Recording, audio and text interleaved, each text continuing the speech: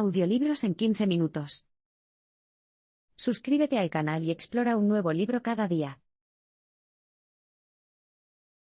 La vejez y la enfermedad provocan una pérdida de independencia, lo que hace que se dependa de la familia, la medicina y los programas sociales.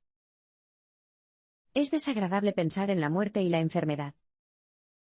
Sin embargo, cada uno de nosotros eventualmente nos enfrentaremos a ellos, tanto directamente, a medida que nuestro propio cuerpo envejezca, como indirectamente, a medida que nuestros seres queridos envejezcan y mueran. Precisamente porque es inevitable, es tremendamente importante hablar sobre la muerte y el morir. A medida que envejecemos, nuestros órganos pierden lentamente su fuerza y eficiencia. Nuestros huesos, músculos y dientes, por ejemplo, pierden masa, mientras que nuestros vasos sanguíneos y articulaciones se endurecen. A medida que nuestros cuerpos se someten a este proceso, el corazón tiene que bombear con más fuerza para mantener el flujo sanguíneo, lo que hace que muchas personas mayores sufran hipertensión arterial. Nuestro cerebro tampoco se libra del deterioro, el cerebro se reduce de tamaño, lo que a menudo resulta en demencia. A medida que nuestros sistemas corporales fallan gradualmente, nos volvemos más propensos a sufrir lesiones y enfermedades, y menos capaces de cuidar de nosotros mismos. La debilidad muscular, por ejemplo, hace que muchas personas mayores sufran caídas peligrosas. Solo en los unas 350,000 personas al año se rompen una cadera debido al deterioro muscular. El proceso de envejecimiento hace que sea más difícil mantener un estilo de vida independiente. Incluso las actividades diarias, desde ir al supermercado hasta ir al baño, se vuelven cada vez más difíciles. Con el tiempo, necesitaremos la ayuda permanente de familiares o profesionales médicos, lo que a menudo significa pasar los años que nos quedan en un hospital o en un hogar de ancianos. El aumento de la vulnerabilidad que conlleva la vejez es un hecho irrefutable, pero eso no hace que sea más fácil de aceptar. Por lo tanto, es importante que consideremos las realidades del envejecimiento y la muerte y encontremos formas de hacer que la experiencia sea menos dolorosa. Cada vez más, el envejecimiento y la muerte tienen lugar en hospitales y otras instituciones médicas. La medicina moderna nos permite vivir más tiempo que nunca. En siglos pasados, las enfermedades contraídas después de los 50 años solían provocar una muerte rápida.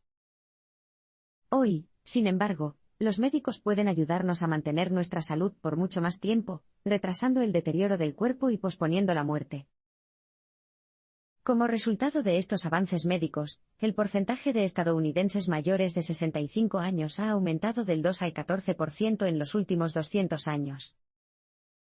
En Alemania, Italia y Japón, las personas mayores constituyen ahora el 20% de la población. Si bien puede parecer extraño, estos cambios demográficos han significado cambios en la forma en que morimos. A lo largo de la historia de la humanidad, generaciones de familias solían vivir bajo un mismo techo o muy cerca. A medida que los padres crecían y se debilitaban, los niños se ocupaban de ellos. Este sistema permitía a las personas mayores quedarse y morir en casa, donde podían seguir participando en la vida familiar cotidiana. Por otro lado, los desprovistos de familia a menudo vivían sus últimos días en sucios hogares pobres. Hoy en día, los médicos y las enfermeras brindan la atención que alguna vez brindaba la familia de los ancianos o enfermos. Tenga en cuenta que en 1945 la mayoría de las muertes en los Estados Unidos ocurrieron en el hogar. Sin embargo, en la década de 1980, ese número había disminuido considerablemente, solo el 17% de la población moría en sus hogares. En la actualidad, la mayoría de las muertes se producen en hospitales o residencias de ancianos. ¿Por qué el cambio? En parte, porque las familias de hoy están más dispersas. Los hijos adultos suelen vivir lejos de sus padres y, comprensiblemente, no están dispuestos a abrir sus puertas y ofrecer cuidados a tiempo completo. Afortunadamente, la mayoría de los hospitales y hogares de ancianos actuales ofrecen la atención médica adecuada.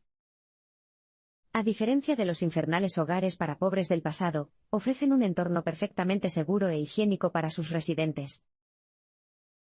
Si bien estas instituciones brindan la atención adecuada, no comprenden realmente lo que necesitamos y anhelamos al final de nuestras vidas. Incluso cuando somos viejos y estamos enfermos, queremos mantener al menos cierto control sobre nuestras vidas. Cuando eres joven, tienes toda la libertad que podrías pedir. Puedes vivir solo y jugar según tus propias reglas, sin que nadie se entrometa en tus asuntos. Si bien la independencia es uno de nuestros valores fundamentales, la verdad es que llegará un momento en que la independencia total ya no sea sostenible. Cuando envejeces o te enfermas, debes aceptar las nuevas limitaciones que te imponen tu cuerpo y tu mente. Pero eso no significa que quieras renunciar a los valores que han guiado toda tu vida. Tanto en la vejez como en la juventud, queremos mantener nuestra autonomía y sentir que nuestras vidas tienen un propósito y un valor. Incluso si la vejez significa que no podemos hacer todo lo que solíamos hacer, queremos mantener un poco de independencia. Si siempre has sido un ávido cocinero, por ejemplo, pero los problemas de la vejez hacen que sea cada vez más difícil comprar alimentos, preferirías tener ayuda para comprar que dejar de cocinar por completo. Nuestra perspectiva de la vida cambia a medida que nos damos cuenta de que nuestro tiempo en la Tierra está llegando a su fin. Empezamos a disfrutar de los placeres cotidianos, como cocinar, más que de perseguir nuevas experiencias. Y nuestras relaciones con familiares y amigos también se vuelven cada vez más importantes. En un estudio realizado por la psicóloga de Stanford Laura Karsten, los participantes recibieron una baraja de cartas en la que describían a personas que podrían conocer, su madre, su autor favorito, etc. Luego se les pidió que calificaran cuánto les gustaría pasar media hora con cada uno de ellos. Los participantes más jóvenes estaban ansiosos por pasar tiempo con personajes nuevos y emocionantes. Por el contrario, las personas mayores y seropositivas optaron por pasar tiempo con sus familiares y amigos cercanos. El envejecimiento a menudo hace que uno se sienta más relajado y contento, y sin embargo, la mayoría de las personas aún temen a la vejez. Como se verá en los próximos parpadeos, esto se debe, en parte, a que las instituciones médicas no satisfacen las necesidades psicológicas y emocionales de las personas mayores. Las instituciones médicas y los médicos no satisfacen las necesidades de los ancianos y los moribundos y, a menudo, les privan de su independencia. Cuando la mayoría de las personas piensan en hogares de ancianos, se imaginan habitaciones monótonas llenas de aburrimiento y depresión, y este estereotipo no está muy lejos de ser cierto. Desafortunadamente, el aburrimiento y la soledad son la norma para las personas mayores. Los hogares de ancianos y las unidades de cuidados intensivos suelen funcionar según rutinas reglamentadas que infringen la autonomía de las personas. Las personas que anteriormente habían vivido sus vidas con relativa libertad de repente se ven obligadas a cumplir un horario y a renunciar a toda privacidad personal. Para los cuidadores, suele ser más fácil tomar decisiones en nombre de las personas mayores que ayudarlas a tomar decisiones por sí mismas. Incluso si un paciente, con un poco de ayuda, puede vestirse por sí solo, a menudo es más rápido que la enfermera lo haga por él. Sin embargo, deben evitarse estas técnicas que ahorran tiempo. Puede que sea más fácil para la enfermera, pero hace que los residentes se sientan inútiles, pequeños e incapaces. Si bien los hogares de ancianos se destacan por brindar atención y seguridad, a menudo no logran que los residentes se sientan apreciados o como en casa. De hecho, los médicos y los cuidadores hacen un excelente trabajo al brindar atención médica básica. Lavan, alimentan y visten a los residentes, y se aseguran de que todos tomen la dosis adecuada de sus medicamentos. Pero eso no basta. Como en otras etapas de la vida, queremos sentirnos apreciados y comprendidos en nuestra vejez. A menudo, esta falta de calor en los hogares de ancianos se debe a la falta de personal. Los hogares de ancianos sufren una escasez crónica de geriatras, médicos especializados en medicina y atención a personas mayores.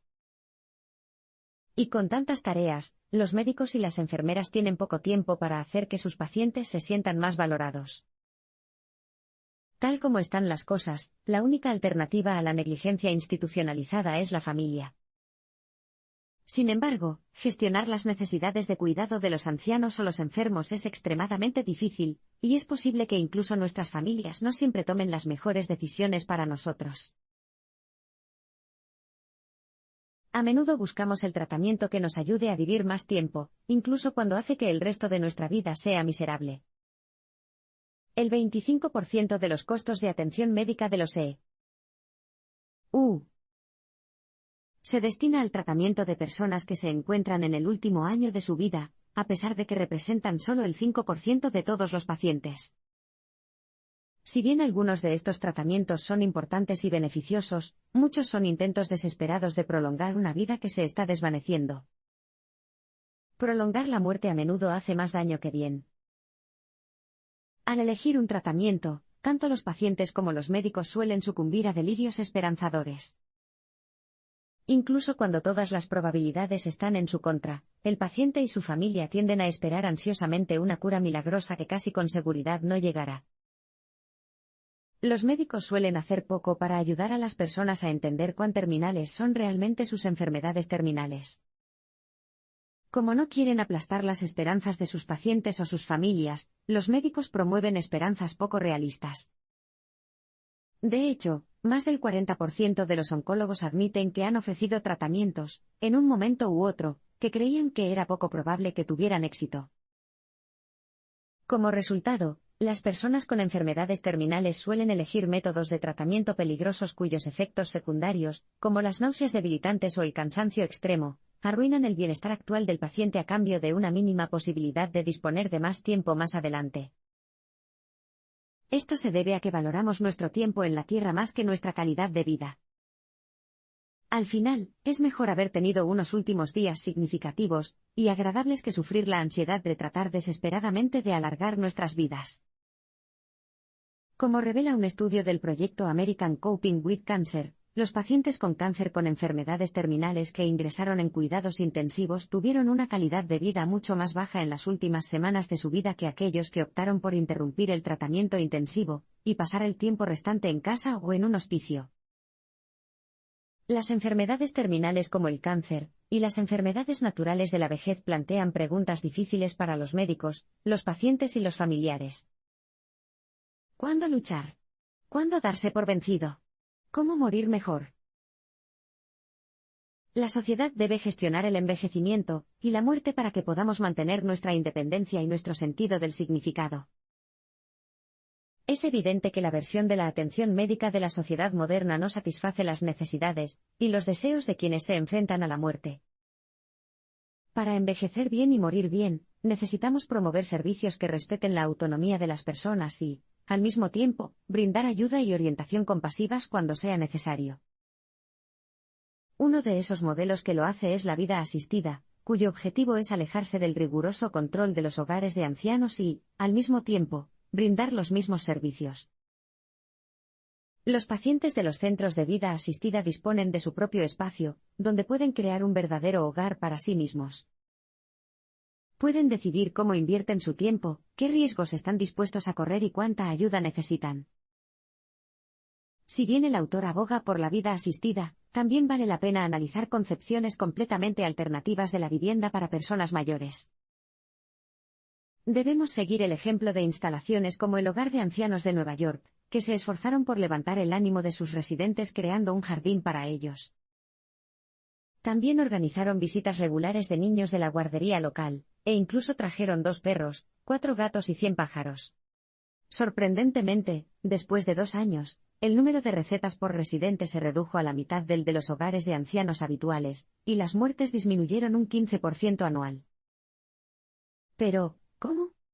El cuidado de los niños, los animales y las plantas dio a los residentes una nueva sensación de alegría e imbuyó sus vidas de sentido, dándoles así una razón para seguir viviendo. Del mismo modo, el servicio de hospicio también debe ampliarse y mejorarse. Para los enfermos terminales, sus experiencias finales en la vida se definen por la calidad de los cuidados paliativos que reciben. Las enfermeras, los médicos y los trabajadores sociales, en lugar de centrarse en el tratamiento médico, deberían ayudar a las personas a vivir la vida más plena posible antes de fallecer. A medida que desarrollamos nuevas formas de controlar el envejecimiento y las enfermedades, se hace cada vez más importante que podamos comunicar honestamente nuestros deseos y necesidades a nuestros médicos y a nuestra familia. Los médicos deben brindar una mejor orientación a las personas que se enfrentan a la muerte.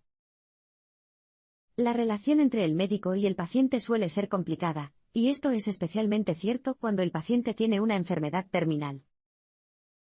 Los médicos no son menos humanos que sus pacientes, y se debaten constantemente entre la sobriedad profesional y la compasión natural. Sin embargo, para ayudar a las personas enfermas a aprovechar al máximo sus vidas, los médicos no pueden actuar completamente de una forma u otra. Más bien, los médicos deben brindar orientación amable e informada a los pacientes gravemente enfermos. No deben asumir el papel de autoritarios, dictando a sus pacientes exactamente qué tratamientos deben seguir, ni deben ser meramente informativos, dejando al abrumado paciente a su suerte. El médico debe encontrar el punto medio. Deben proporcionar toda la información necesaria, hablar de manera realista sobre las opciones disponibles, descubrir qué es lo más importante para el paciente y, finalmente, ofrecer su propia perspectiva. Por ejemplo, los médicos deberían preguntar a los pacientes con enfermedades terminales qué actividades les importan más, tal vez jugar al tenis o estar con sus hijos, y proporcionarles información sobre los procedimientos de tratamiento que mejor garantizarán que el paciente pueda participar en esas actividades durante el mayor tiempo posible, incluso si eso significa acortar la vida del paciente. En casos extremos, se debe permitir a los médicos ayudar a los pacientes a morir. Si bien el tema es extremadamente polémico, los médicos deberían, al menos, estar dispuestos a hablar sobre la muerte asistida para las personas que sufren un dolor insoportable. Si bien la ayuda activa es ilegal en la mayoría de los países, el asesoramiento médico sobre el tema puede ayudar a los pacientes a priorizar lo que quieren y sienten. Ahora que los procesos de envejecimiento y muerte involucran a los médicos y no solo a la familia, es vital que los profesionales médicos mejoren sus habilidades de escucha y comunicación. De esa manera, podrán satisfacer mejor las necesidades de sus pacientes. Las familias deben aprender a hablar sobre la edad, la enfermedad y la muerte en términos realistas, antes de que sea demasiado tarde. A menudo no queremos hablar ni pensar en la vejez y la mortalidad, ni en la nuestra ni en la de nuestros seres queridos. A menudo, empezamos a pensar en la muerte y la enfermedad cuando ya es demasiado tarde, lo que nos obliga a tomar decisiones precipitadas y nos privamos de una despedida digna. Es importante que discutas abiertamente las cuestiones que surgen con la edad y la enfermedad con tu familia y nuestros amigos, por ejemplo, teniendo en cuenta qué concesiones estás dispuesto a hacer en tu lecho de enfermedad o muerte. Puedes hacer que esto sea vívido al considerar las siguientes preguntas: ¿qué será lo más importante en tus últimas horas? ¿Qué hace que valga la pena vivir la vida? No tienes que responder a estas preguntas inmediatamente, sin embargo, en el proceso de discutirlas, se aclarará lo que quieres de la vejez y cómo quieres dejar esta vida. Estas conversaciones son especialmente importantes cuando ya no depende de ti decidir qué hacer con tu vida, es decir, cuando otros deben tomar las decisiones por ti. Además, echar un vistazo temprano al final de la vida puede ser fortalecedor. Si te enfrentas a tus esperanzas y miedos y aceptas tu mortalidad, puedes seguir sintiéndote el autor de tu propia vida hasta el final. Aceptar la realidad de la muerte te permite elegir tu papel de moribundo, lo que te da el control sobre lo que transmitirás y por lo que serás recordado. Por ejemplo, en las etapas finales de un cáncer terminal, la profesora de piano de la hija del autor reunió las fuerzas que le quedaban para dar a cada uno de sus alumnos una última lección de piano. De esta manera, se aseguró de que sus consejos como maestra perduraran en la música de sus alumnos.